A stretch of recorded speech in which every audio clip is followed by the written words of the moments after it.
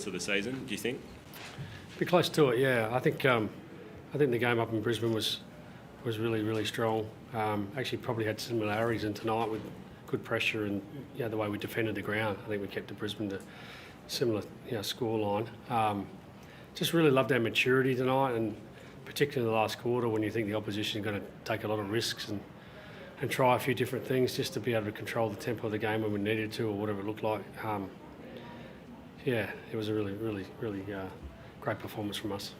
What did the pressure stand out for you tonight? You had 44 more tackles than Hawthorn, and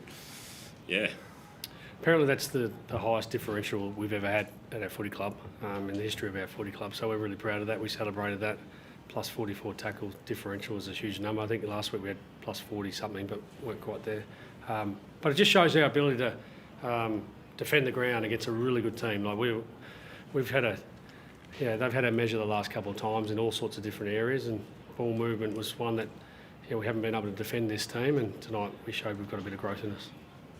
Craig, it was your tall defenders tonight that really got that moving. You're just talking about your defence, but guys like Crampton, led by Houston, and Ed Allen also, early in the game, they really set the platform for you to get that ball use through the corridor and give your forwards chances. Yeah, our system's strong going back at the moment, and against some dangerous opponents, real slippery characters down there and hard to play against. And again, repeating myself here, but keeping under 50 points or 55 points or something is a huge result. We thought our aerial power in the first half was off, and we challenged the group at half time. There's a mark on the goal line with 3 of our guys not getting the job done. We weren't happy with that, so there's still growth in us.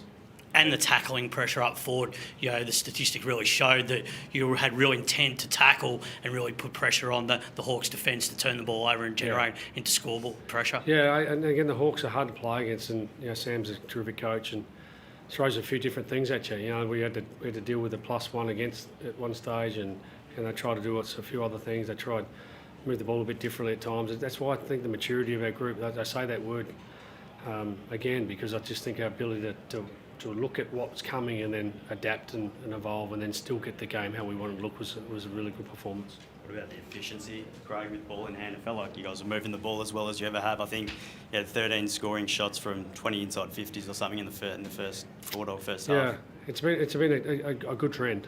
We're hard to score at one end, and then we've got the ability to be efficient going the other way. And the likes of Jamie Elliott just loving the way we're moving the ball at times, and then Checkers, if we slow down, he's given us a great contest tonight. He was fantastic as well, and I thought close to Bobby Hill's best game for the year too. So there's a lot to like about this performance, and we'll certainly sit in it for a little bit, as much as we can, for 24 hours at least.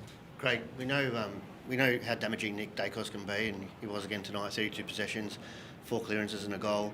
Finn McGuinness has kept him to his lowest career total, 5 possessions back in 2023. Were you surprised that the Hawks didn't try and tag him again and use Finn McGuinness perhaps or another player to tag Dayos?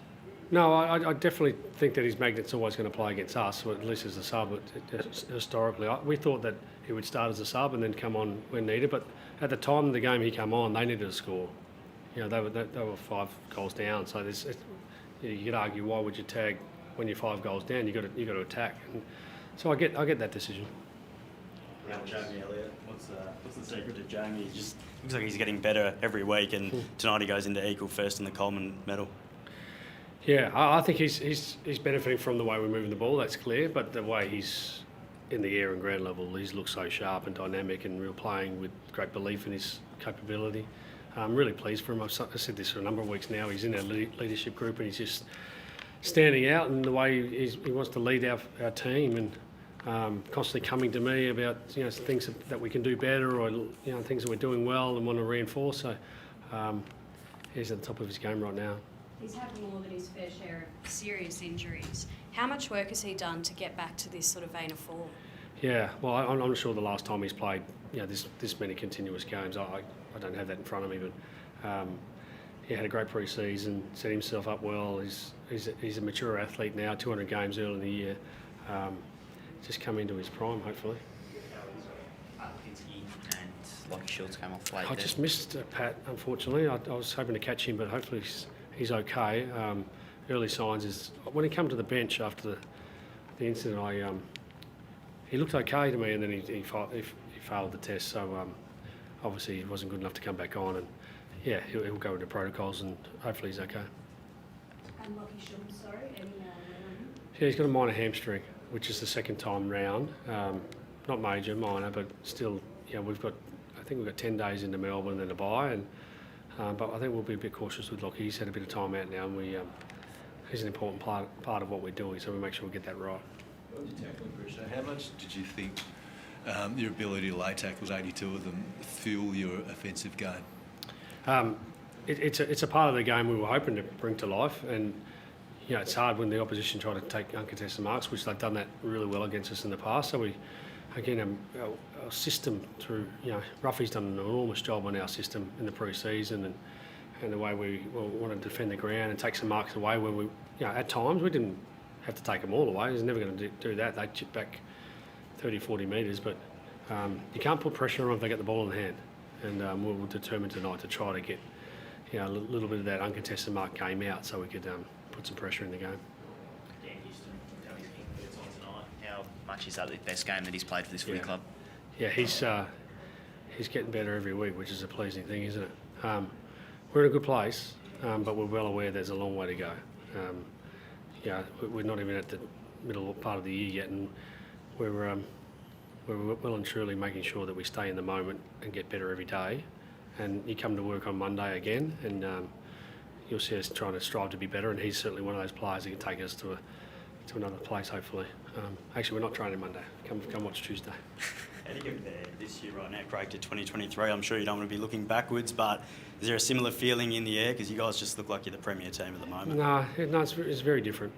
Yeah, we're a different version. I've been saying that right from the start. Yeah, we're different personnel. I think, again, we look different tonight, and I think you'd see that. Our fans would see that.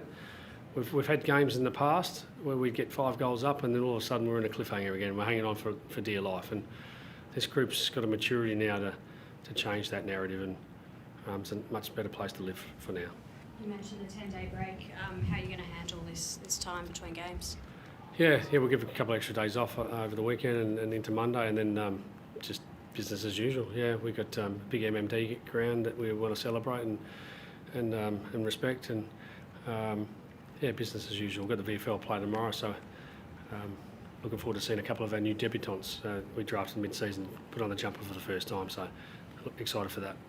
Is it a change of mindset that when you're in front by 4 or 5 goals to try and, you know, destroy the opposition rather than sort of playing the tempo that, you know, preserve the energy and sort of play the way you need to just to win the game? I just think we have a more mature look at the game from our players, being able to just stay predictable to each other in offence and defence, and then be ready for what the opposition give us. It's a challenging game to stay 4 goals up at this competition. It really is, and we lived that all last year. Just a maturity to stay the system and don't stray, and then ideally, you know, cover what's coming. Just back on the Pinsky incident, what do you make of the incident with Lloyd Meek? I'm going to have to refrain from speaking because I saw it on the replay up on the scoreboard, but I didn't quite catch all of it, so I'm going to go watch it now, and I'll have an opinion on Tuesday. With Lipinski and Schultz out, are there any particular players that you might be looking at bringing in to the side? Well, Dan Mistay might be touch and go. He's close. Young Will Hayes is playing in the VFL tomorrow. He played last week. Oleg Markov, these guys come in contention. Yeah, there's got a little bit of depth there that guys have had a little taste, and I'm sure they're hungry for another opportunity. Thank you, guys.